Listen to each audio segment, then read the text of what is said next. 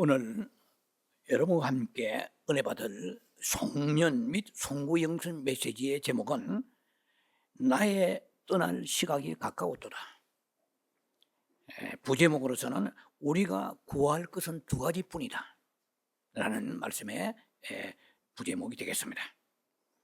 본문은 디모데후서 4장 6절, 13절, 16절이 되겠습니다. 제가 여러분을 대신해서 말씀을 봉독에 올려드리겠습니다. 디모데후서 4장 6절, 전제와 같이 내가 벌써 부어지고 나의 떠날 시각이 가까웠도다. 13절입니다. 내가 올 때에 내가 들어와 가보의 집에 둔 겉옷을 가지고 오고 또 책은 특별히 가죽 종이에 쓴 것을 가져오라. 16절입니다. 내가 처음 변명할 때 나와 함께 한 자가 하나도 없고 다 나를 버렸으나 그들에게 허물을 돌리지 않기를 원하노라.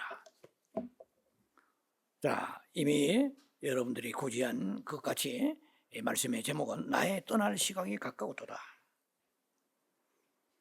우리가 이제 한 해를 보내고 새로운 한 해를 맞습니다. 이게 우리 한두 해가 거듭된 반복된 그런 일은 아닐 것입니다. 문제는 이제 시간이죠. 새해가 온다, 새날이 밝아왔다, 그리고 한 해 묵은 해를 보낸다. 이것은 결국 시간의 문제죠.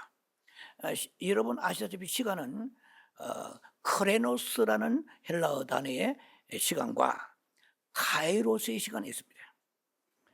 그러니까 크레노스 시간은 것은 객관적 시간을 말합니다. 자연적인 흐름의 시간이에요.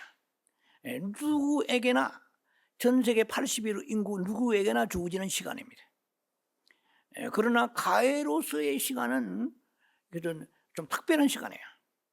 의미 있는 시간이요, 하나님과 관계된 시간이에요. 영광 돌리며 하나님과의 깊은 어떤 교류와 조우가 있고 만남이 있는 그런 시간입니다. 그러니까 헛된 시간을 우리가 많이 보냈을 것입니다. 캘린더적인 시간이죠. 누구나 가지고 있는 시간이죠. 부자나 가난한 자나 건강한 자나 병든 자나 지혜 높은 자나 천한 자나 상관할 것 없이, 믿는 자나 믿지 않는 자나 상관할 것 없이 가지고 있는 그 시간은 소위 크레노스의 시간입니다. 이건 별로 우리가 하나님의 자랑할 시간도 없어요. 그냥. 그러나 우리의 참된 시간은 카이로스의 시간이 되어야 될 것입니다. 자, 세계적으로 혹은 국가적으로 대한민국, 특히 우리나라, 그리고 전 세계적으로 또 우리 개인적으로도 올 한 해는 그 어느 해보다도 다사다난했던 해라고 볼 수가 있습니다. 그런데 이런 모든 시간들이 이제 다 지나가고 새로운 한 해를 우리가 맞이할 시점에 서 있습니다. 이제 이틀이면은 새해가 되고 2025년입니다. 그래서 우리가 애쓴다고 해서 70살 된 사람이 69살 될 수가 없고 60세 된 사람이 59이 될 수가 없어요. 이 시간은 강물과 같이 그 앞강물, 뒷강물 흘러가는 강물이라면 그 앞강물이 뒷강물이 될 수가 없어요. 한번 흘러간 그 시간은 흘러가 버린 강물과 같이 되돌아올 수가 없는 거예요. 그러니까 이 시간은 얼마나 소중한지, 이 시간은 무슨 은행도 없죠. 물질은 아니면 보석이라든지 돈은 은행, 뱅크가 있지만 시간을 저축하는 은행은 없어요. 자, 그래서 우리가 시간을 타임 이즈 머니를 하잖아요. 시간은 돈이고 황금과 같은 것이고, 또 남의 시간을 뺏는 것은 아주 그만큼 무도한 것이죠. 남의 시간을 소중히 여기게 되는 거죠. 그 시간은 생명보다도 소중한 거거든요. 시간은 곧 타임 이즈 라이프라 할 수 있죠. 생명이죠. 그러한 귀중한 시간을 알면서도 무모하고 헛되게 보낸 그런 것도 우리 한 해를 돌이켜보면서 정리해 봐야 될 것입니다. 자, 그래서 우리가 시간이라는 것은 지정된 시간이죠. 우리에게 주어진 시간, 영어로 말하면 given time이죠. 우리에게 주어진 시간은 이제 그의 막바지의 한계가 왔습니다. 영어로 말하면 specified time이죠. 지정된 허락된 시간은 지나갑니다. 이제는 아무리 우리가 노력해도 지난 6월, 7월, 8월, 9월을 되돌이킬 수가 없고, 이제는 강물처럼 물레방아에 물이 한번 돌아가면은 다시 흘러가 버린 것과 같이 우리가 새로운 시간 앞에 서 있습니다. 자, 그러면 어떻게 우리가 한 해를 보내면서 새해를 맞이할 것인가 하는 메시지가 있겠지만, 축약하고 축약해서 저는 오늘 여러분과 함께 세 가지로 이런 단락을 나누어 말씀을 여러분과 함께 은혜의 시간을 갖기를 원합니다. 첫 번째로, 후회 없는 믿음을 지켰나 한번 되돌아보자는 것입니다. 이게 제일 중요하죠. 뭐 어떻게 살았든 간에 돈을 많이 벌었다, 지난 시간에 건강했다, 지난 시간에 뭐 맛있는 걸 먹었다, 어디 구경 다녔다, 별의별 게 많이 있어도 믿음이 하나님 보실 때 합당치 않으면 그것은 우리가 하나님 보시 헛된 삶을 살았다고 볼 수가 있는 것입니다. 오늘 이 본문의 디모데후서 말씀은 사도 바울이 로마의 2차 감옥에 들어가서 이제는 그 순교의 날을 기다리면서 집필한 쓴 그러한 서신인데, 사도 바울의 그 서신의 마지막 서신이 디모데후서입니다. 그래서 이 굉장히 비장한 그러한 결단과 각오를 가지고 사도 바울이 쓴 서신인데, 특히 그 디모데후서니까 디모데에게 그 믿음의 아들이죠. 디모데 1장 보면은 바울을 위해 눈물을 흘립니다. 그 너무나 자기를 위해 눈물을 흘린 감옥에 생각하니까, 이 죽을 날이 가까운 생각하니까 너무나 보고 싶은 거예요. 네, 그 사도 바울이 디모데의 그 보고 싶은 마음을 가지고 또 디모데에게 어떠한 삶을 살아야 될 것인가, 목회는 어떻게 될 것인가, 이러한 아름다운 교훈이 들어있는 정말 그 뱃속에서 피 속에 흘러나오는 그런 메시지입니다. 자, 그래서 오늘의 이 말씀은 사실은 바울의 신앙의 회고와 같은 것이고, 제가 말씀드린 것처럼 디모데에게 위로와 용기와 격려를 주는 메시지인데, 우리에게도 동일하게 그 말씀이 지금 울림이 되어서 우리의 마음을 감화감동할 것입니다. 뭐 이런 바울의 삶은 제가 이미 다 소개해서 여러분 잘 아시겠지만, 한마디로 그게 잘 정의되어 있는 것이 고린도전서 4장 9절 13절입니다. 사도 바울은 하나님 앞에 부름을 받았지만은 하나님이 마치 자기를 죽이기로 작정한 자같이 그렇게 했다고 고백을 하죠. 얼마나 그 생애가 힘들었으면은 죽이기로 작정한 자같이 그렇게 우리를 취급하셨고, 우리를 한 번도 높은 곳에 올려주지 아니하시고 맨 끄트머리에 두시다고 그래요. 온 세계와 천사와 세상 사람들에게 웃음거리가 된 거예요. 만물의 찌꺼기같이 그렇게 취급하신 거예요. 한번 생각해 보세요. 여러분 기도하는데 응답이 없고 막 해도 안 풀리고 꼬이고 힘들면은 하나님 앞에 뜨거운 믿음이 생기겠습니까? 그 우리가 뭐 좀 얻고 먹고 마시고 뭐 좀 뭔가 하나님의부터 받은 축복이 있기 때문에 우리는 그 소망과 용기를 가지고 위로를 가지고 살아가는 것인데, 사도 바울은 하나님이 너무나 강하게 따라오신 거예요. 뭐 빼꼼한 날이 하나도 없어요. 그래서 맨날 뭐 이게 굶주리고 헐벗고, 그리고 뭐 40에 하나 감한 태장 매를 맞고, 뭐 그다음에 돌로 침을 당하기도 하고, 거리에서 들판에서 헤매고 방황하면서 유리방황하면서 살았던 그 삶이 사도 바울의 삶이죠. 우리가 인간적으로 보면은 사도 바울은 예수 믿는 사람이잖아요. 우리 또한 마찬가지로 세상 사람이 말할 때는 팔자가 사납다, 어떻게 안 풀려도 그렇게 안 풀릴 수 있나, 그 인생은 실패다, 그렇지 않아요? 되는 게 하나도 없잖아요. 가정이 있어요. 가정은 여러분 우리 마지막 우리 안식의 곳이 바로 가정이잖아요. 우리가 사람이 죽어갈 때에 가족이 와서 마지막 임종을 바라보잖아요. 그만큼 가정이라는 게 중요한 거죠. 그리고 어려움이 오고 기쁨이 오고 이 모든 것들을 함께 나눌 수 있는 것이 마지막 안식처가 가정이죠. 근데 사도 바울은 가정이 있습니까? 아내가 있습니까? 자식이 있습니까? 위로받을 데가 없는 거예요. 어쩌면은 스스로 배수진을 쳤다고 볼 수도 있죠. 이 말은 뭐냐면은 세상에 있는 모든 것들을 다 내려놓고 배설물로 여기고 하나님만 사랑하겠다는 그 결심의 삶이 사도 바울의 삶이었죠. 우리 인간적으로 보면은 우리 같은 저는 목사로 속을 이루는 성도를 볼 때도 이렇게 어려운데 어떻게 생존을 하며 살았을까? 그런데다가 그 마지막이라도 편안하게 돌아가신 것이 아니고 이제 로마 감옥에서 순교의 제물이 되었습니다. 인간적으로 볼 때는 실패한 거죠. 그러나 우리는 하나님의 시선으로 볼 때, 믿음의 신앙의 관점으로 볼 때 바울은 행복하고 행복하였네라. 저 유치한 시인의 행복하였네라. 네. 여한 없이, 미련 없이, 후회도 없이 자기의 남은 생애를 다 기름에 따글따글 태우듯이 주님을 위해서 헌신하며 한 길로, 좁은 길로, 생명의 길로, 직선의 길로 달려갔습니다. 한 번도 좌우로 좌충우동하지 아니하고, 예수님이 생애가 33년밖에 안 사셨지만은 그 직선의 길로, 생명의 길로, 십자가 길로 가신 것 같이 바울이 그 길로 그대로 따라갔던 것입니다. 우리 한 해를 보내면서 내년에 꿈도 많고 여러 가지 많은 우리 설계가 많지만은 한번 되돌아보면서 나는 2024년도에 정말 카이로스의 시간에 살았나, 아니면은 헛된 시간, 우리가 뭐 지금 이 시대에는 참된 영성인이 많지 않은 이유가 너무나 많은 흥미를 이끄는 정보들이 우리의 뇌를 강타하고 시간을 뺏어갑니다. 그래서 세월을 아끼라고 그러잖아요. 우리 세월을 아끼지 못할 정도로 너무나 많은 달콤한 우리의 육체를 잡아가는 그런 소스들이 막 인터넷 혹은 뭐 SNS, 특히 유튜브 막 화살같이 날아옵니다. 우리 영혼은 못 살게 굽니다.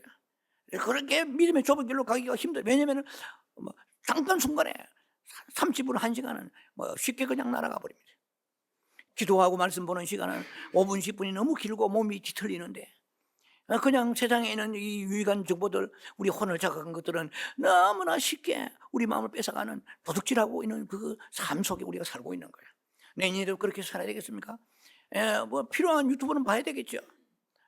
그리고 뭐 SNS라든지 아니면은 인터넷 이런 거 유익한 거 정보가 많습니다. 그러나 반대급부로 우리의 영혼에 해가 되는 것이 너무나 많다는 거예요. 우리가 뭐 음식이 맛있다고 해서 몸에 건강합니까?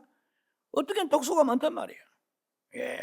자, 그런 마찬가지로 내 마음이 즐겁고 그냥 행복하다고 해서 영혼에 유익한 건 아니거든요. 그리고 우리가 중요한 것은 한 해를 보내는 시점에서 나는 믿음으로 하나님을 섬기며 살아왔나, 내가 환난과 시련과 고난을 이럴 때 믿음으로 그것을 대처하면서 주님과의 소망을 가지고 살았나, 정말 믿음으로 하나님의 헌신하고 충성하며 살았나, 무슨 순종함으로 살았나, 아니면 불순종이 더 많았나, 이것을 지금 일단락입니다. 이것을 우리가 회고하고 정리해보자는 것입니다. 그냥 건성건성 내년에 꿈만 희망 가지고 건너뛰어 봐봐야 오래 살았던 삶하고 똑같은 반복된 삶을 살 수밖에 없어요. 다람쥐 쳇바퀴 도는 삶을 살아서 주님 앞에 섰을 때에 우리가 무슨 상이 있고 무슨 칭찬이 있겠습니까? 그래서 가장 중요한 것은, 첫 번째로 가장 중요한 것은 나는 믿음의 삶을 살았나, 지난 한 해 동안을 회고하고 정리하면서 우리 시점에 우리가 내년을 바라보면서 우리가 서 있어야 될 것입니다. 자, 두 번째 단락입니다. 우리가 구할 것은 두 가지뿐이다. 우리가 내년에 대한 기대와 소망이 큽니다. 머리가 복잡합니다. 구하는 것이 너무나 많습니다. 무엇을 우리가 그렇게 구하는 것이 많은지 우리의 마음이 굉장히 난삽하고 복잡합니다. 그러나 사도 바울은 아주 단순했습니다. 디모데후서 4장 21절에 보니까 디모데에게 이렇게 말합니다. 너는 겨울 전에 어서 오라. 디모데가 너무 보고 싶은 거예요. 우리가 병들고 고난 있을 때에 여러분 아시다시피 집을 떠나던 탕자도 자기가 그 사업이 잘 되고 뭐 연애 걸고 말이야, 친구들 만나고 파티로 좋은 시간을 보낼 때는 아버지 생각 안 했어. 이 인생이, 연약하기 짝이 없는 인생이 무엇이 잘났다고? 아버지 재산 다 가지고 먼 나라 가가지고 띵까띵 놀다가 모든 것이 다 사라지고 돼지가 먹는 지업 열매도 먹기 힘들 때 아버지에게 돌아가는 생각을 하는 것이 인생이요. 우리 까불라도요, 결국은 하나님께로 돌아가야 참된 행복이 있는 거예요. 뭐 지나간 옛날 얘기 같습니다만은 저기 압록강을 건너가는 어느 중이 옛날 얘기입니다. 나무관세 보살하고 뭐 아미타불 해가다가 강 중간에 가서 얼음이 탁 깨지니까 그냥 자기도 모르게 하나님 하더라고요. 예. 요새 광화문에서 주여 하잖아요. 주여. 그 이방인들이나 천주교나 불교나 무신론자나 함께 다 한국 그 광화문에서 주여 할 때 굉장히 감동적이더라고요. 심령이 막 굉장히 준동하는 것을 느꼈습니다. 주의 이름 부르는 자는 구원 얻으리라. 우리는 매일 주의 이름 불러야 돼요. 자, 그래서 우리가 이렇게 죽음을 앞둔 그 바울이 이제 로마 감옥에서 순교를 앞두고 있습니다. 너는 겨울 전에 어서 오라. 디모데가 보고 싶은 거야. 그리고 당부하고 싶은 말도 있고 사랑스러운 그 아들을, 믿음의 아들을 보고 싶은 거예요. 그 다음에 중요한 것이 뭐냐면은 디모데후서 4장 13절에 내가 올 때에 내가 더러와 가보의 집에 둔 그릇과 가죽 종이에 쓴 책을 가져오라. 자, 사도 바울이 지금 필요했던 것은 너무나 단순합니다. 딱 두 가지밖에 없어요. 네. 바울은 지금 옥고를 치르며 죽음을 앞둔 상황에 있습니다. 우리가 뭐 옥고를 치르든 안 치르든 사도 바울의 삶이 지금 감옥에서 순교의 그런 위치에 그 직전에 놓여 있기 때문에 이렇게 고백한 것이 아니고 바울의 삶 전체가 아주 심플 라이프입니다. 단순한 삶이에요.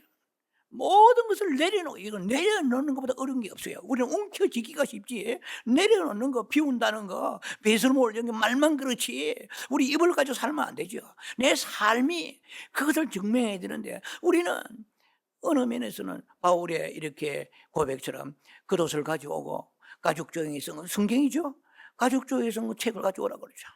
이 인류의 책들 수 없는 수천 수만 가지 책들이지만 그 마지막 파이널 북은, 마지막 책은 성경밖에 더 있습니까?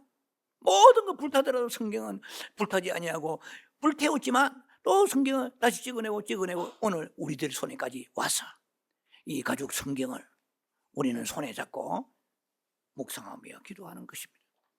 자, 이 메시지 우리가 받을 수 있는 것은 너무나 단순하다는 거예요. 우리 한 해를 이제 살아왔고 또 내년 한 해를 가보지 않은 로버트 프로스트에 가지 않은 길을 또 가야 됩니다.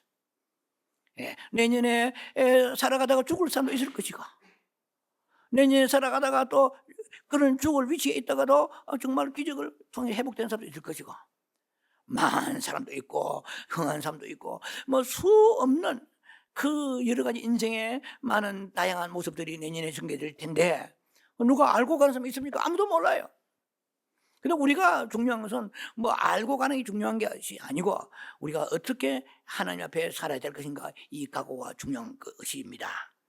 자, 그래서 우리가 구할 것은 단순해야 된다는 거죠. 마태복음 10장의 9절로 10절은 여러분 잘 아실 것입니다. 12사도와 제자들이 전도로 나갈 때 예수님이 부탁하신 말씀이에요. 뭐라고 되어 있습니까? 너희의 전대에 금, 은, 돈을 가지지 말고, 우리식으로 얘기하면 너희의 은행의 통장에 자꾸 돈을 갖다가 저축하려고 하지 마라. 물론 저축도 필요하지만 그 탐욕을 가지고 그 미래에 안락하고 보장된 삶을 살려고 믿음은 없으면서 자꾸만 은행에 저축만 하려고 생각하지 마라. 저축이 아주 뭐 좋고 그것은 굉장히 바람직한 것이지만은 그건 우리는 전도자는 아니에요. 뭐 전도자도 이 중에 있겠죠. 설교자는 여러분들 중에 혹은 유튜브 성도들 중에도 있을 것입니다. 중요한 것은 전도자가 기냐 아니냐가 아니고 전도자적 삶을 살아야 됩니다. 그래서 우리는 고도자적 삶을 살아야 돼요. 오직 천국의 그 영원한 본향을 향해 걸어가는 사람이에요. 그래서 검은 동을 가지지 말고 여행을 위해서 배낭, 백팩, 배낭이라도 하나만 짊어져야 되잖아요. 그래, 배낭도 가지지 말라. 두 벌 옷이나 신발이나 지팡이를 가지 말라. 뭐가 어떻게 조금이라도 의지하려고 하는 것을 가지 말고, 여러분 아시겠지만은 생존의 여유가 있고 재정의 여유가 있고 모든 것이 부족함이 없으면 하나님 앞에 기도하는 힘이 떨어집니다. 영적이 땅바닥에 내려갑니다. 그거는 속일 수가 없어요. 편안하고 여유가 있으면 부르짖기는 짓는데 하나님 보시에 그 중심이 하나님에게 의탁하는 힘이 약하다는 것이에요. 그건 여러분들이 속일 수 없는 것입니다. 우리가 다급할 때 부르짖는 거, 그때 하고 평안할 때 부르짖는 거하고 그 하나의 뭐 영어로 말하면 퀄리티 그 본질의 힘이 약하다는 거죠. 그래서 이 제자들의 삶은 오직 주님만 의탁하면서 복음을 전하기 위해서 천국 복음을 전하기 위해서 갔습니다. 디모데전서 6장 7절 8절을 보면은 우리가 세상에 아무것도 가지고 온 것이 없으며 아무것도 가지고 가지 못하리라 알면서 우리는 움켜잡으려고 하는 거죠. 내려놓고 베풀고 나누어 주기보다도 움켜잡으려고 하는 거예요. 그래서 디모데전서의 8절에는 6장 8절에 이렇게 말합니다. 우리가 먹을 것과 입을 것이 있은즉 족한 줄로 알 것이니라. 성경 말씀이잖아. 그런데 우리는 족하지 않잖아요. 더 먹으려고 그러고 더 입으려고 그러고. 그래서 내가 쓰지 않는 거 내 것이 아니거든요.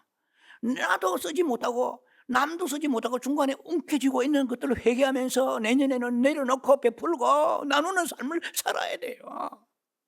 나중에 주님 앞에 설 때 후회밖에 없어요.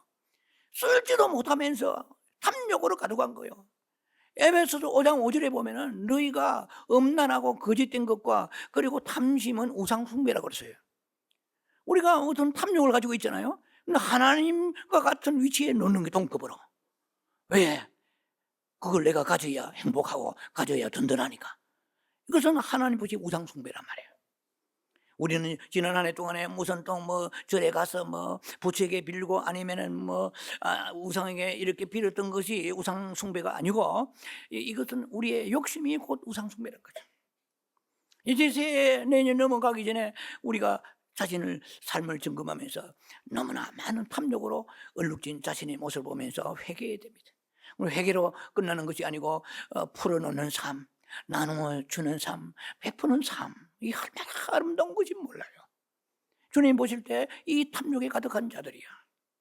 그럼 하늘에서 보실 때 하늘 문이 열리겠습니까? 땅의 문은 열릴지 몰라요. 우리는 하늘 문이 열려야 하늘의 참평안 가지고 하늘의 위로를 가지고 살아가는 사람들이거든요.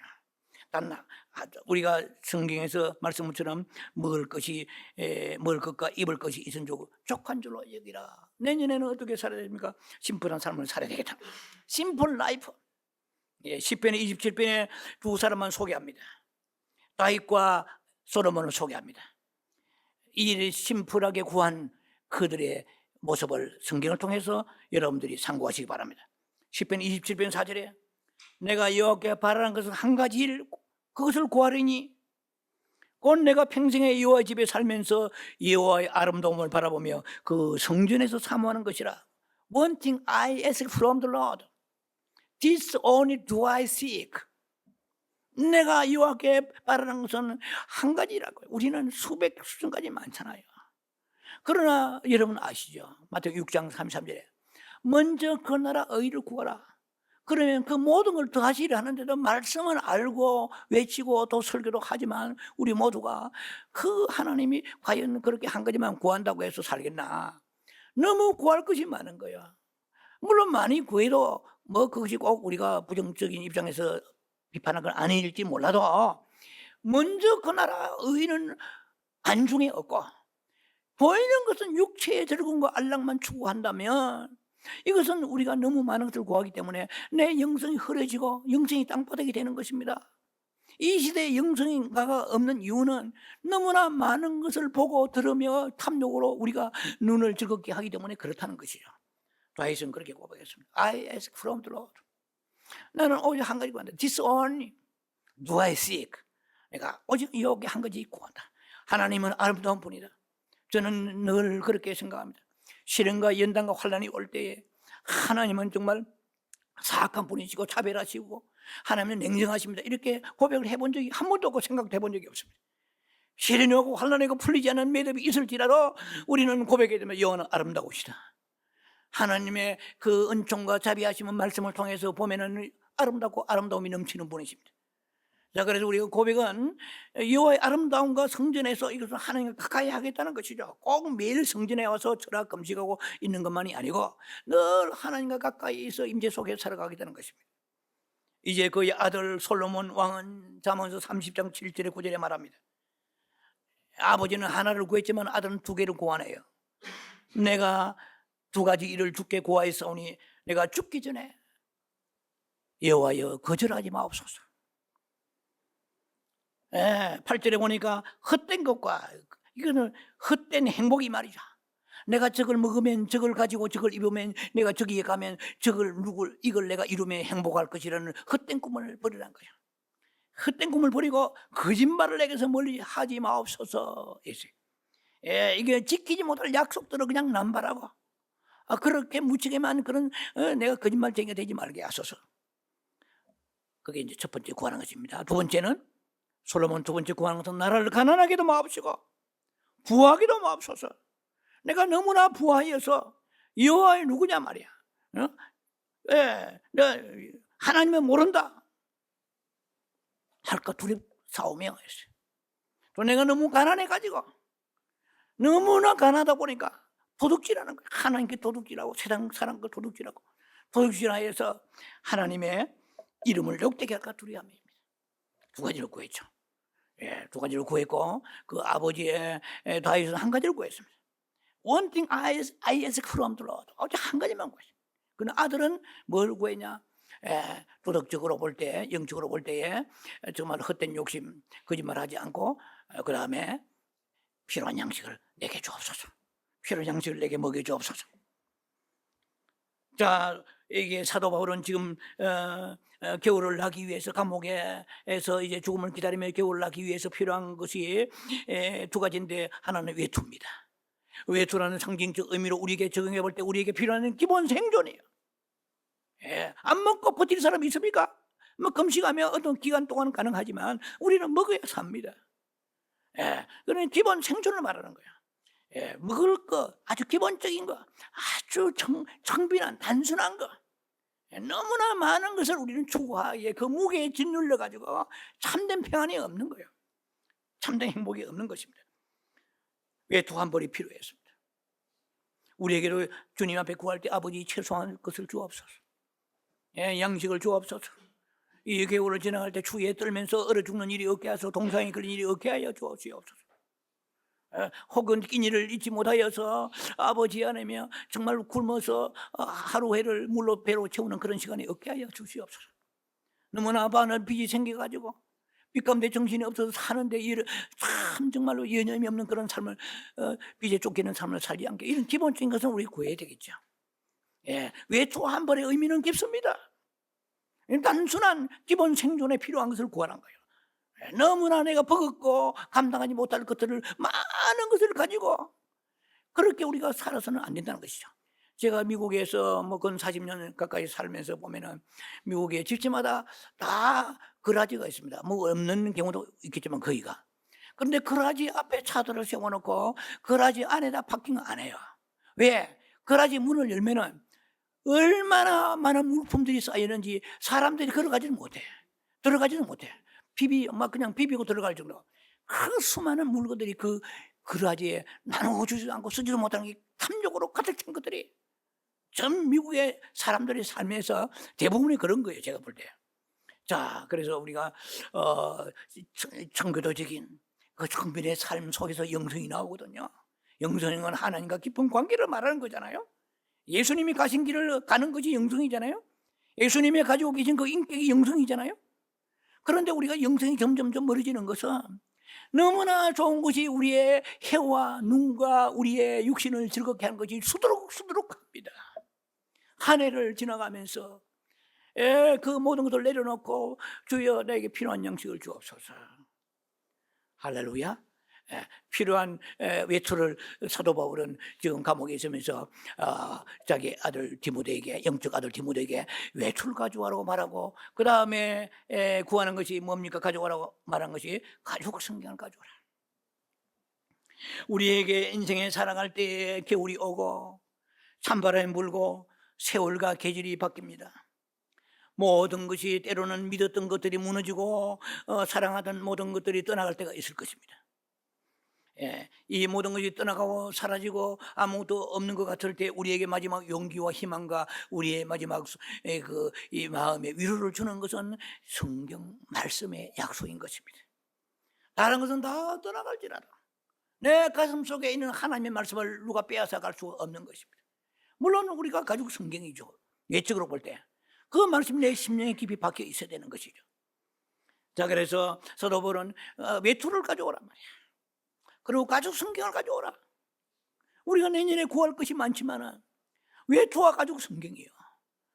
필요한 거, 최소한의 신발과 최소한의 속옷과 겉옷과, 그리고 여름에는 여름대로 겨울은 겨울대로 필요한 걸 주시옵소서.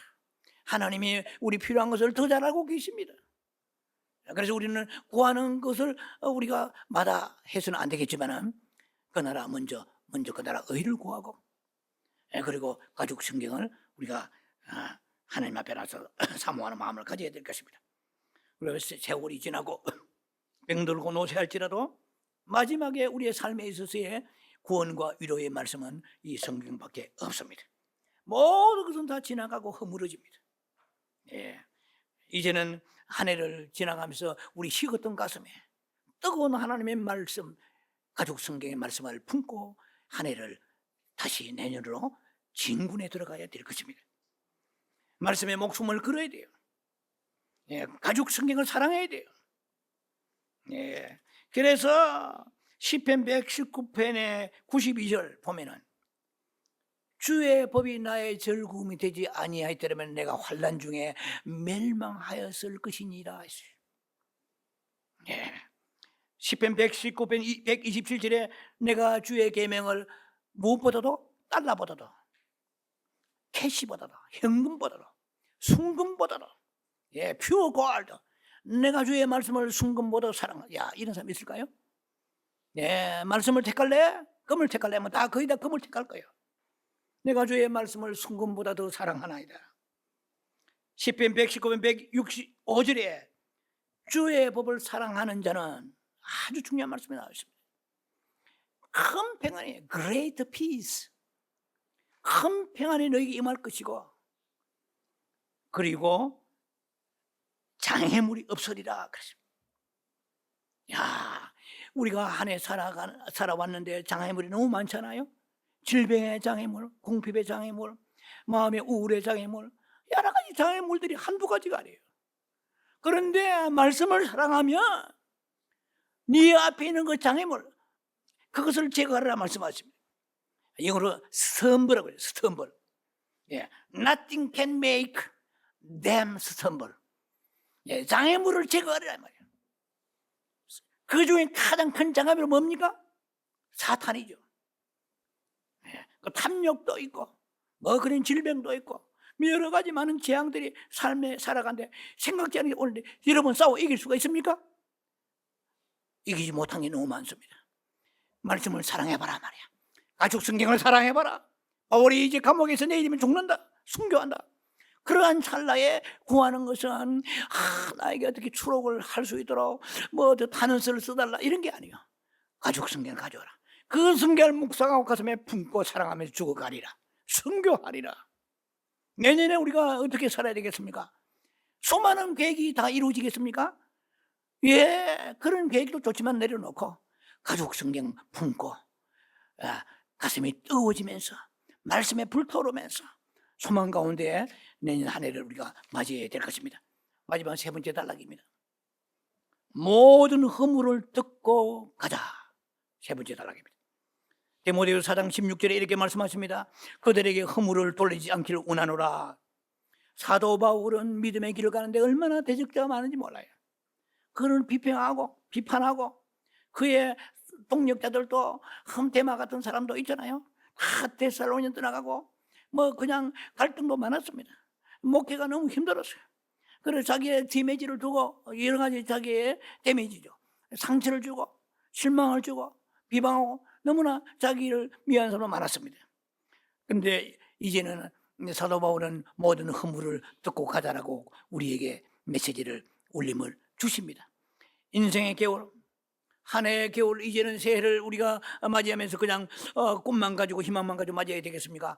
내 가까운 주변의 가족들이나 지인들이나 내 아는 모든 사람들의 그 허물들이 생각이 날 것입니다. 그 허물을 가지고 비판하고 그 마음에 있으면 불을 갖지 마시고 사랑하는 마음을 덮어주자. 예, 오죽했으면 그렇게 했나? 예, 빌립보 4장 5절에 이렇게 말씀하십니다. 너희의 관용을 모든 사람에게 알리게 하라. 주께서 가까우시니라. 이 주께서 가까우시니라 뜻을 두 가지로 볼 수 있죠. 하나는 종말론적인 관점에서 주님이 곧 오신다. 관용을 가지고, 그러니까 이 말은 넓은 마음을 가지란 말이야. 그 좁아진, 밴댕이 코 뭉치는 좁아진 마음을 좀 넓혀라. 그럼 어떻게 넓힐 수 있느냐? 주님이 가까이 오실 것이다. 주님이 오시면 내가 너를 불러가리라. 이런 뜻도 있겠지요. 또 하나는 주님이 지금 나와 함께 계신다. 내가 미운 사람, 또 내 상처받은 사람이 용서가 되지 아니하고 참선 불의가 있는데 관용을 가지니까 주의 임재가, 주의 위로하신가, 주의 평강이 내게 임하여지는구나. 이런 것을 우리가 느끼게 될 것입니다. 베드로전서 2장 19절 말씀에 부당하게 고난을 받아도 하나님을 생각함으로 슬픔을 참으며 이는 아름다우니라. 이 세상에 수많은 사람들이 살아가면서 부당한 대우를 받으며 참 억울한 일을 당한 사람이 한두 명이 아닐 것입니다. 그러나 이 지구상 우주상에서 가장 억울한 일을 당한 분은 예수 그리스도이십니다. 그러나 그는 그 십자가에 죽으시면서 아무도 원망하지 않고 모든 사람을 용서하면서 십자가에서 I am thirsty, 나는 목마르다. 아버지야, 내 영혼을 아버지에 부탁하나이다. 모든 사람을 용서하시면서 십자가에서 돌아가셨습니다. 이제는 우리 한 해를 보내면서 세 가지를 기억하시 바랍니다. 나는 믿음을 옳게 지키고 살아왔는가? 내년에는 믿음으로 살아가리라. 믿음으로 살리라. 의인은 믿음으로 살리라. 너희가 믿으면 요한복음 11장 40절 믿으면 영광 보리라. 주여 생명 걸고 믿음 지키겠나이다. 주여 생명 걸고 가족 성경 보겠나이다. 아침에 눈 벌어지면 다른 어떻게 살아갈 것인가 다른 거 다 내려놓고 성경 말씀을 사모하겠나이다. 말씀은 묵상하고 엎조리겠나이다. 시편의 다윗은 보면은 119편 보면은 말씀을 사모해서 헐떡거린다고 그랬어요. 사슴이 물을 타서 헐떡거리듯이 말씀이 너무 사모하여 헐떡거리는 그런 수준에 이르게 하여 주옵소서. 가족 성경을 매일 품에 품고 주님 앞에 나가겠소. 이는 아주 개인적인 프라이버시한 제가 얘기입니다만 저는 성경을 매일 아침에 가슴에 품습니다. 주여, 이 말씀을 주신 하나님을 찬양합니다. 이 말씀대로 살아가길 원합니다. 이 말씀대로 이루어 주옵소서. 이 말씀을 죽을 때까지 붙잡고 사랑하며 살아가겠습니다. 저는 매일 아침에 고백합니다. 실제로 그냥 그런 것이 아니고 말씀을 품어요. 가슴에. 이 문자가 품는다고 해서 내 마음에 영의 성장이 된다 이런 건 아니겠지만 이 들어있는 성경의 신구약 이 말씀을 저는 사랑합니다. 고백하는 거예요. 믿음 지키며 살고 단순한 심플 라이프, 그리고 외투와 가족 성경, 생존의 최소한의 것을 주옵소서. 그렇다고 해서 하나님께서 네가 별로 구하지 아니했으니까 아주 무조건 가난하게 살라고 그렇게 우리가 빈핍하게 던져버리지 않을 것입니다. 우리에게 필요한 거 풍성하게 채워주실 것입니다. 그런 거 우리가 생각하면서 내년에 심플 라이프, 그리고 내게 많은 탐욕을 버리게 하여 주시옵소서. 아주 단순한 삶을 살게 하소서. 하나님만 보이게 하여 주옵소서. 그리고 모든 사람이 허물이 오면 판단하고 싶고 그냥 막 쓴뿌리 속에서 내가 일을 가는 것이 아니고 관용을 가지게 해 주옵소서. 주여, 멀어지던 주님이 제게 가까이 오시옵소서. 주님이 이 땅에 오시는 날 저를 기억하소서, 저를 생각하소서, 저를 아버지 주께 올려드리나이다. 이런 새로운 새해에 무언 것을 정의하고 출발하는 여러분 되기를 주의 이름으로 축원합니다. 기도하며 자비하신 아버지 은혜를 감사합니다. 오늘 말씀을 통해서 심플 라이프, 그리고 가족 성경 사랑하며 믿음 지키며 살아가기를 원하는 사랑하는 성도를 위해 한량없는 하나님의 축복이 임하게 하여 주옵소서. 예수 그리스도의 감사 축복 기도합니다. 아멘.